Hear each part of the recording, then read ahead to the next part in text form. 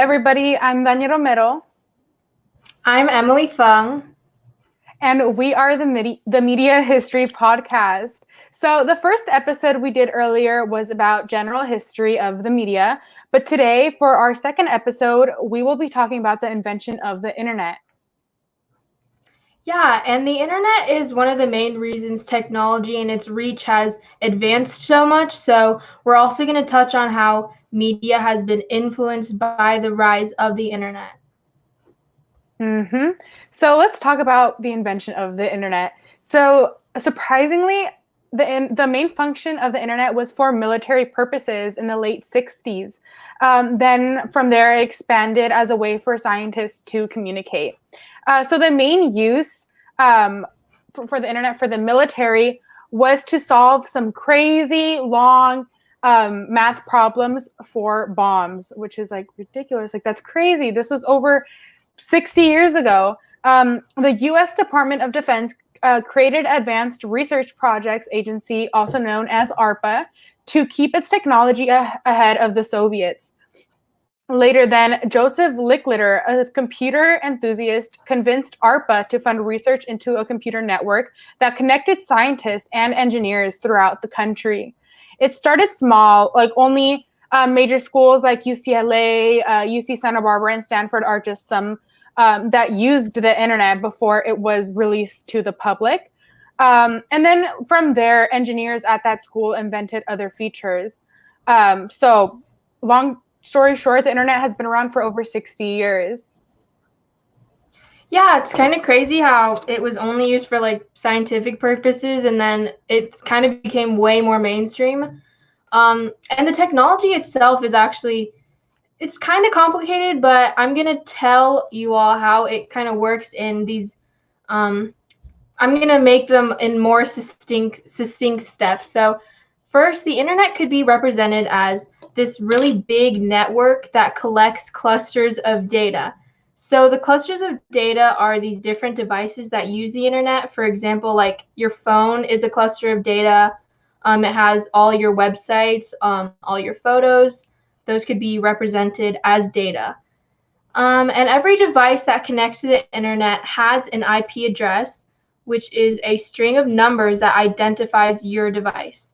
Your IP address allows data to know exactly where they're supposed to be delivered, kind of like your mail, like your address to your home. Your mailman knows exactly where to deliver your packages because, you have an address. The internet is not invisible. Every website on the internet has a physical space on Earth in a data center. So data centers hold many servers that basically act as a really big hard drive. So every YouTube video on YouTube, which there are millions at this point, every video has a physical space in the YouTube data center.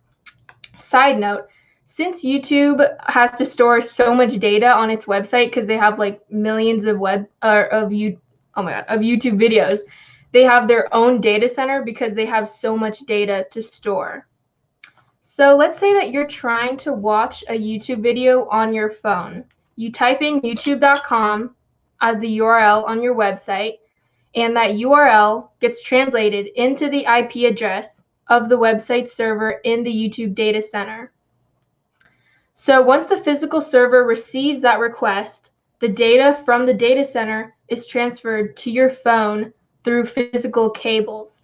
So these cables, they're also called fiber optic cables. They use light to transfer signals, but that's like another complicated process on its own.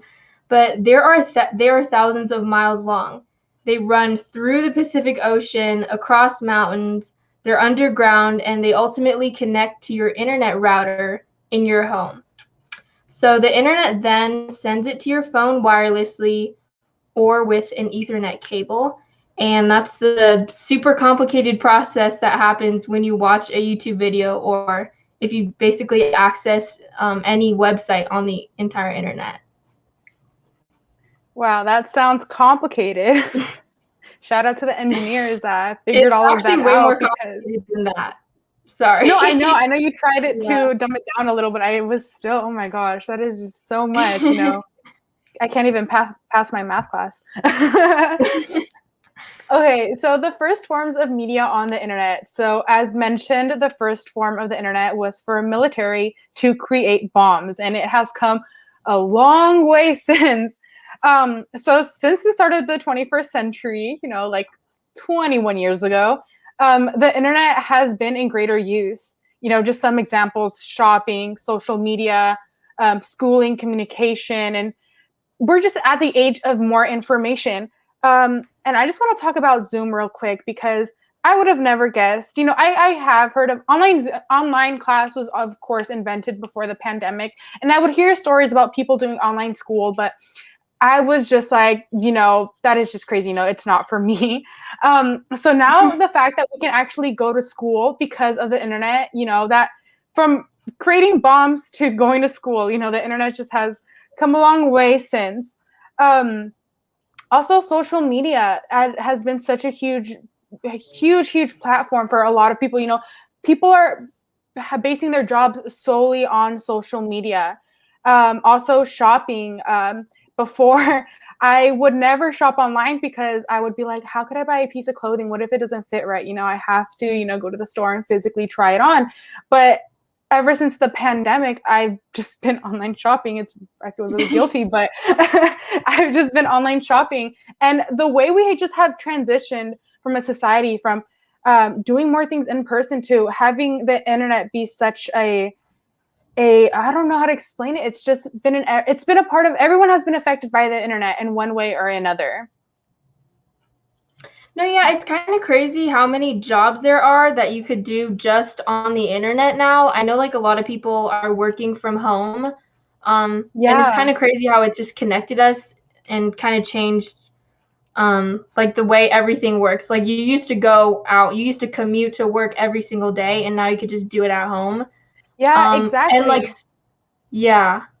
No, I was gonna say too, people can actually go to like physical jobs and still have businesses on the internet. Like I know a lot of people have, just to name a few, they have some like lash businesses, they sell masks and other stuff on the internet. So it could also be like kind of like a side hustle where you can just send in orders that you receive through social media or through the internet, wherever your business is on the internet. It could either be like on Instagram, it could be on Amazon. But yeah, that's a huge thing that's impacted people's lives. Yeah, and I think a lot of people have said this before, but I definitely think the one thing COVID has kind of brought out that is good kind of in society is that we're kind of transitioning more to remote work. And I personally like that more. I would rather just stay home and like do school or go to work from home. It's just so much more convenient and money saving for the company and for every employee. I just think that's an amazing part of it. So going back to kind of media in relation to the internet and maybe the rise of internet streaming, Netflix was the first company to provide online streaming content. In 2007, they launched online streaming after being mainly a DVD rental and sales business. And I don't even know how you would transition from just like renting rental DVDs like in an in-person store to an online format. I'm not even sure how you would do that, but Netflix did it. And then following a year later in 2008, Hulu was launched by NBC and Fox. TV.com was launched by CBS. So we see this massive change from well-known television broadcasting companies switching to the internet. They're providing a lot of their services on the internet now, and of course, the rest is history. Netflix now has over 203 million subscribers, which generates $25 billion in revenue every year. And Netflix has become a really sought-after company to work at. I definitely am familiar with this because I was thinking about pursuing computer science for like a while, and I researched a lot into tech companies, and Netflix has really made a name for themselves in like the top 5 tech companies that people want to work at. So it's kind of crazy how they've grown so quickly in like 10 years. So they, as well as other streaming platforms, are creating their own media now, like documentaries and TV shows, because they have enough money to create their own filming studios, which I think is kind of crazy. There's this new genre of media now where you have to be subscribed to a certain platform to watch the movies and shows they produce, which is how a lot of them are gaining subscribers. For example, Disney Plus sells subscriptions, and they also charge additional fees for each movie. So we see these streaming platforms are earning an exorbitant amount of money. I don't know if you're familiar with this, Dania, but do you know, like, do you know when Mulan came out last year? Like the date. Yeah, it was on Disney Plus only, and I remember it was so I bad. don't remember. Maybe it's just on my sphere of the internet, but so many people were talking about how it was kind of a ripoff, that they were also charging like an additional fee, like in addition to the subscription fee. It was like $30 additional to watch that movie, and I just think Might as that's well go to the just not. theater. I Go know. see it. It kind of sucked though, because it was COVID and no one could, like, all the theaters were closed, and Disney was kind of forcing that onto their subscribers. But that's how a lot of these streaming platforms are earning a lot more money during COVID. Oh my gosh. I don't know. Emily and I kind of have a small age gap. But I remember when, up until I think elementary school or middle school, Blockbuster was a thing. And I remember like every Friday night, I would go with my parents to like rent out a movie and go watch it at home. And it's so nostalgic. But we definitely have like came a long way. And then, but before Netflix, I remember it was Blockbuster, and then Blockbuster was like slowly dying. And then we went into the red box era where like, the ones outside of like Lucky's and Safeway where you just rent it for $1. And I I'm sorry. I'm You sorry. remember? I have no idea what that is. I don't even know what that is. No. Okay, I feel like such an old person talking about this, but I swear it was not that long ago. I don't But know. yeah, Maybe like, my family just never got into that, but I don't know. I didn't know that was a thing. Emily, wow. No, yeah, I would go with all of my cousins, and we would go like, and then Blockbuster would have like a little snack section, so we would go to get our like movie, and then like get popcorn and Oh, all of snack that. section.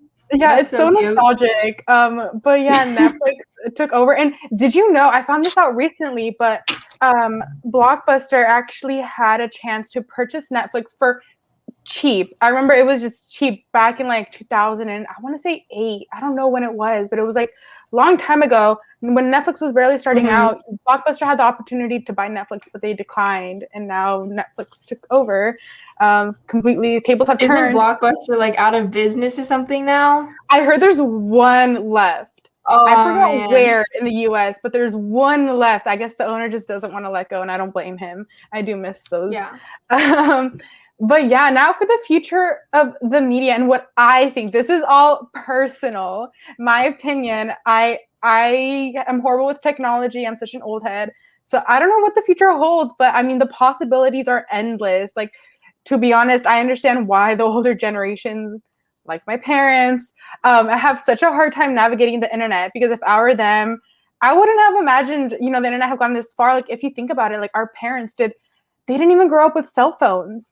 And to think that they could like touch the screens, like, I don't know, like if, because my mom to this day, like she just got a Facebook like 2 years ago, and I remember she's like, Dania, how do you use this and that? So I feel like that's gonna be me when I'm older with my kids, because I feel like the technology is gonna change in like 10, 20 years. So like even for myself, it's been hard transitioning, just by the way things are evolving. Like, for example, TikTok, I don't know how to edit a video. And like I've never even made a video on TikTok. It's really complicated, actually. No, it is. And there's 13 years old. There's 13-year-olds like knowing every single transition, how to edit videos. So I don't know, just the fact that we have gotten this far in the last 2 decades, the possibilities are endless. I can't tell. I don't know. There's probably gonna be robots in like 10 years. I don't know. I don't know. But what do you think, Emily? No, but adding on to your point about the TikTok thing, it's kind of crazy that like there are such young people that know exactly how to use TikTok and how to edit videos, and they have like millions of subscribers or followers. Like it's kind of crazy that people are able to make this really, or it's not even that sustainable though, because being relevant on the internet, it kind of comes and goes. So I just think it's crazy how they're earning so much money and having so much followers, but that's definitely something that's kind of normal now because of the internet. That's true. Also, something that I found out recently is TikTokers get paid per view. So Yeah. like I thought it was like, per likes or I really don't know what I thought it was. But the fact that they get paid per views is ridiculous, and they get paid a good amount of money too. Yeah. So yeah, like back to what I was saying, people do these as full-time jobs. Yeah, it's kind of crazy. So I also believe I touched on this last episode, but the streaming platform called Quibi marketed themselves as producing like these great TV shows with very short episodes so people can watch them on the go, like on their phones or during the commute. And they eventually failed due to lack of funding from subscriptions. But I think the idea of shorter episodes on a platform is something that could arise in the future. This is definitely an idea that I believe will continue in the future, because like a lot of the streaming platforms right now, their episodes are like 40 minutes long, and you'd have to make time in the day to finish one single episode. So I think like TikTok, the videos on TikToks are like a couple seconds. So I definitely think shorter episodes are going to become more of a thing. I also think interactive TV shows could definitely be something in the future. I don't know if you're familiar with Black Mirror, but they came out with this movie called Bandersnatch, and it was on Netflix, I think. And it basically allowed people to, it was like a video game. They could choose the plot of their show, basically. They could make decisions as the character or maybe with the character. And it kind of lets people have these individualized versions of their TV shows, which is definitely something you can't do with like a cable TV show, because it's on TV. You can't even like talk to the person or anything. So I That's think that's true. definitely a cool thing that's coming up. I know. To piggyback off of that, there was this also another Black Mirror episode. I think that's like the only one I've watched. I need to watch more Black Mirror episodes. They're really good. But there was one where they based your physical form based on your profile that you have on the internet. So, for example, if someone had 5 stars, they would be like, the best person ever. You would want to interact I watched with them. that. Yes. Yeah, and it's okay. It's kind of turning true because I forgot what else happened in that episode, but now it's just in LA. I'm pretty sure. I haven't heard about. I live in SF. It hasn't happened anywhere here in San Francisco. But to get into certain clubs or certain restaurants, what is it called when the people that say like the hosts of the restaurant? Yeah, there you go, or something like that. I forgot their names. But they actually check your social media handles to see how many followers. How many followers you have. And if you have less than 25,000 followers, they will not let you in. So this is kind of turning into a reality, which is kind of scary. That's actually crazy. That's so like, I forgot the word for it, but that's like they're just trying to be really posh and really prestigious or something. That's kind of lame.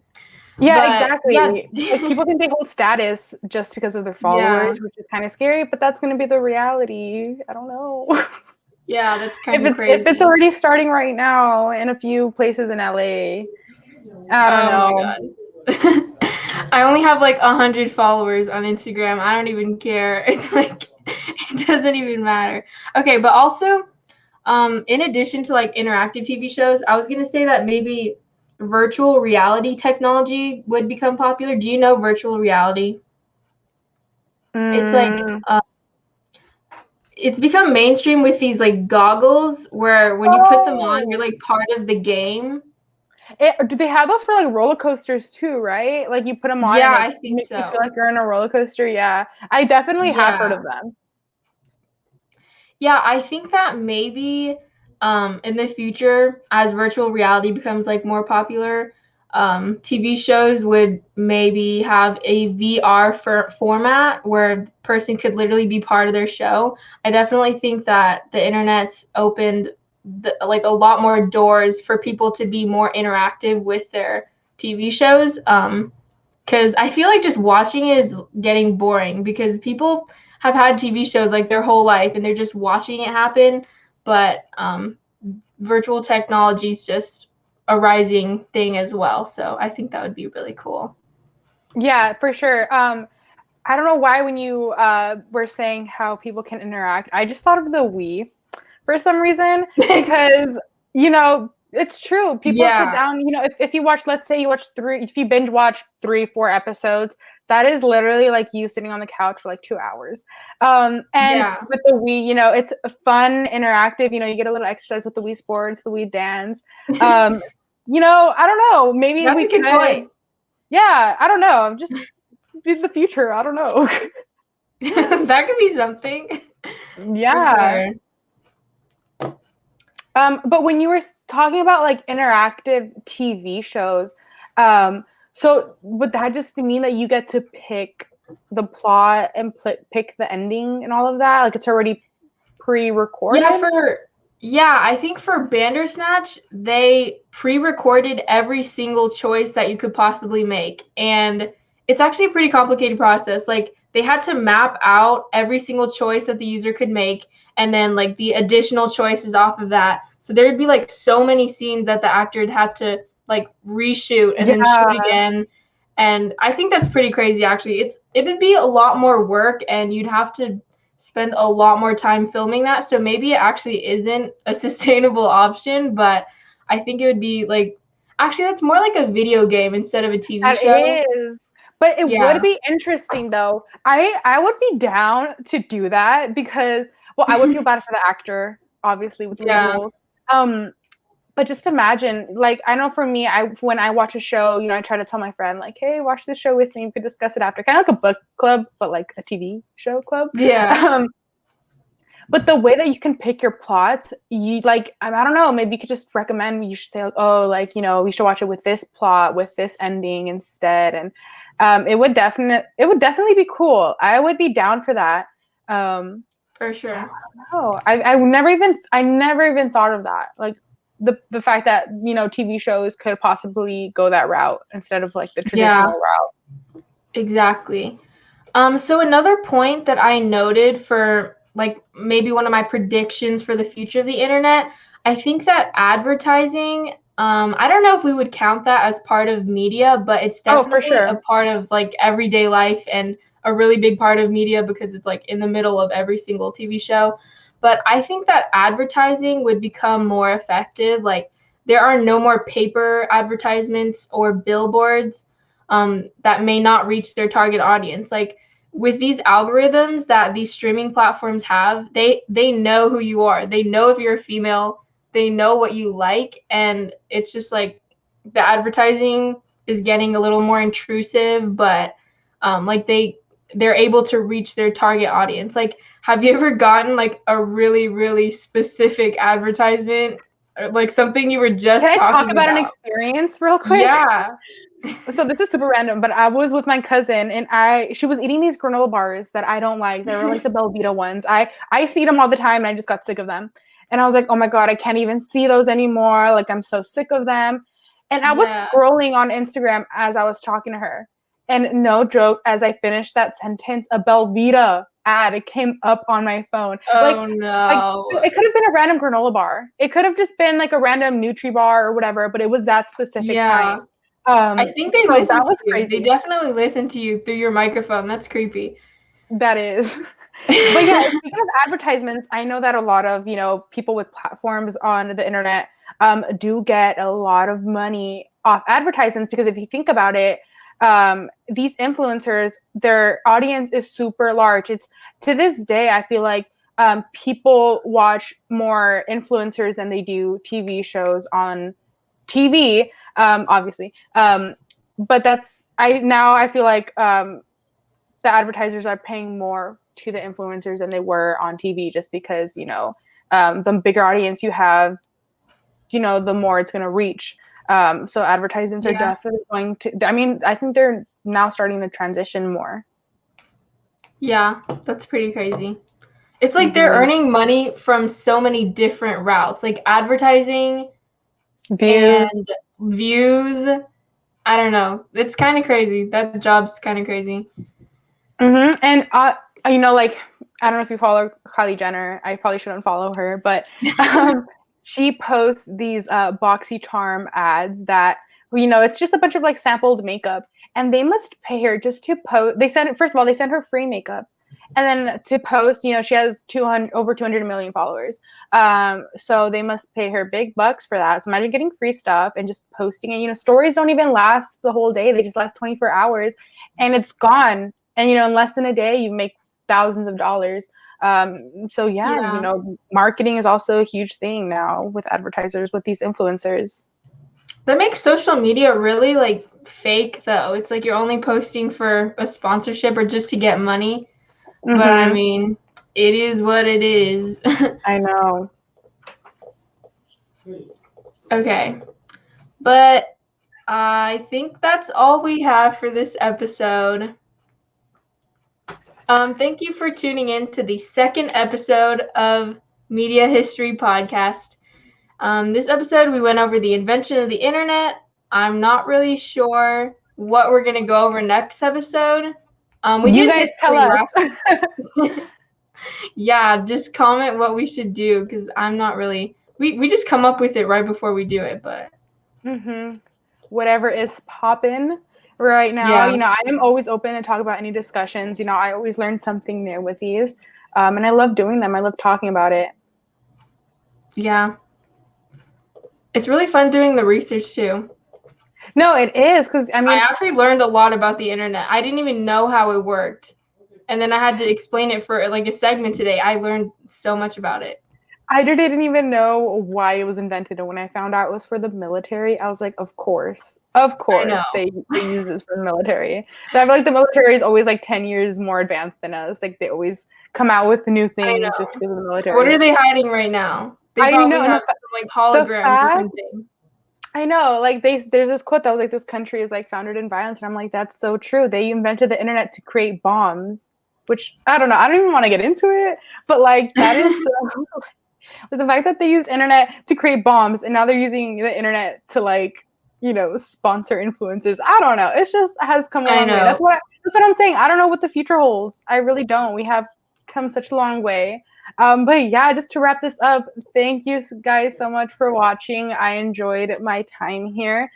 So like we said, please leave a comment on what route we should take next.